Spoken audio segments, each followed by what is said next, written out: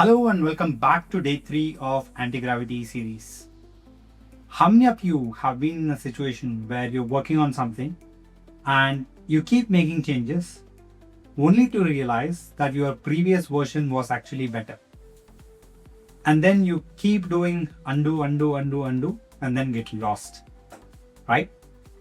That's exactly what we're going to cover today as to how do you create versions of your code so that you are not lost in the world.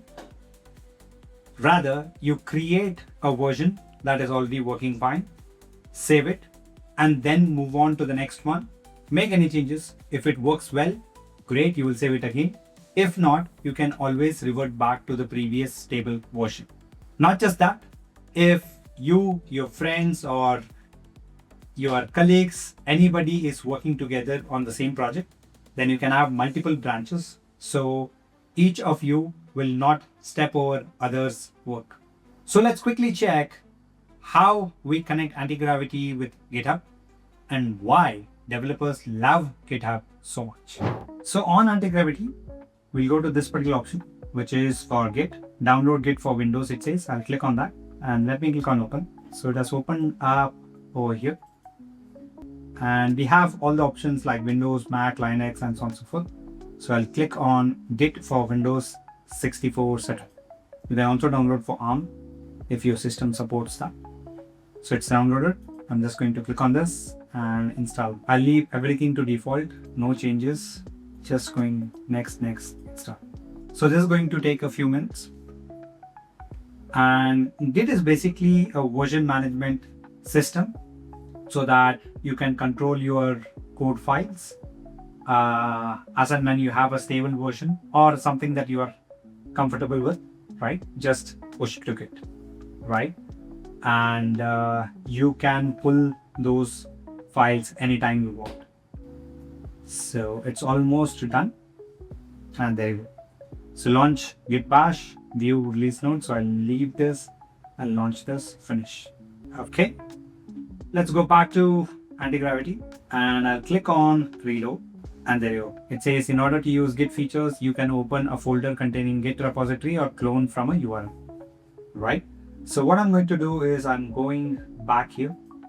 I'll search for GitHub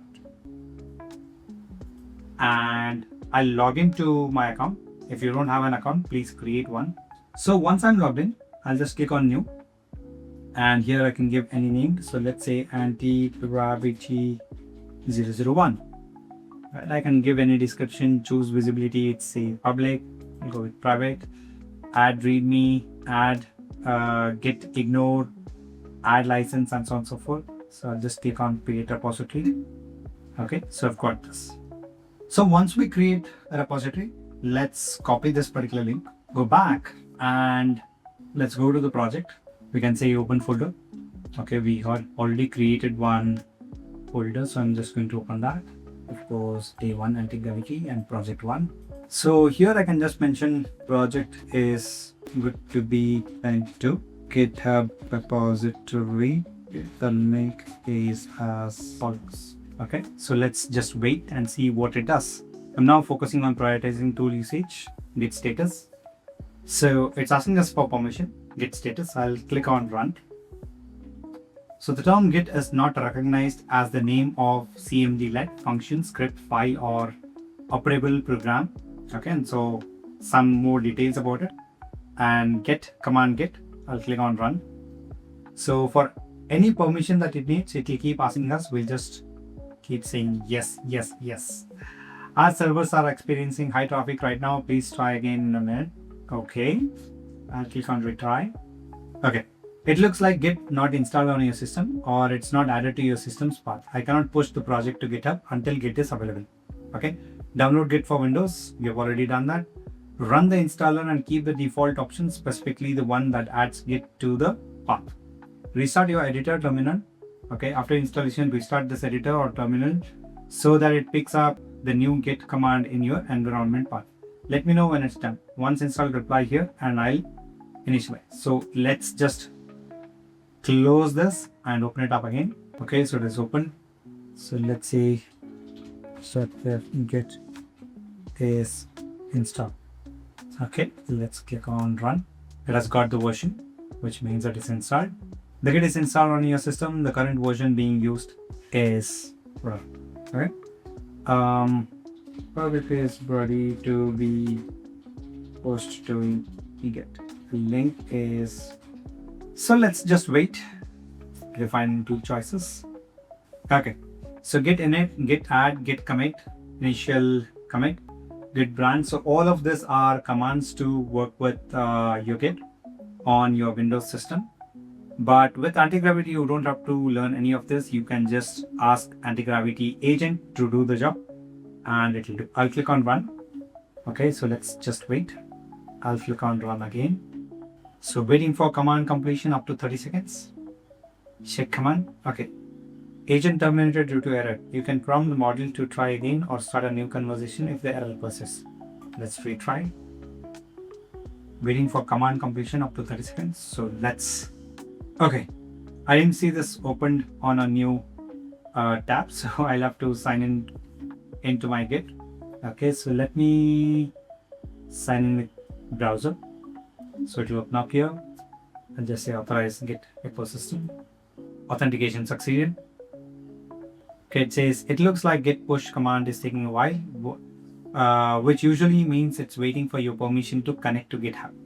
A Git credential manager window or authentication prompt may have popped and all of that. So once we are done, we'll have to just tell authentication. Let's just wait. Ideally, it should just work now. Let's check it out. Great, the push has completed successfully. Your project files, including the HTML block and image assets, are now publicly live on your GitHub repository at the link.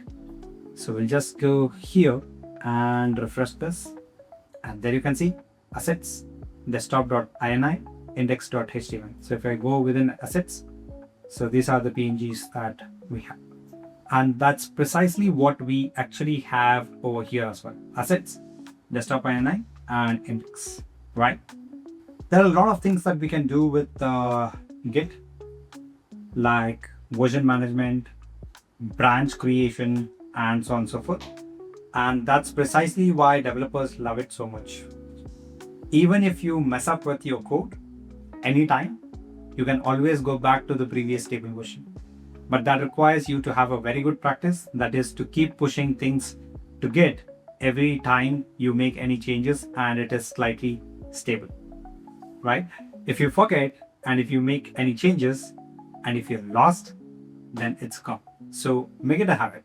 So that's all we had for today. Please get your Git account set up and connect it with anti-gravity. Keep it handy because that's what is going to save you hours of efforts in recovering if you're lost. Thank you again, and I will see you in the next one.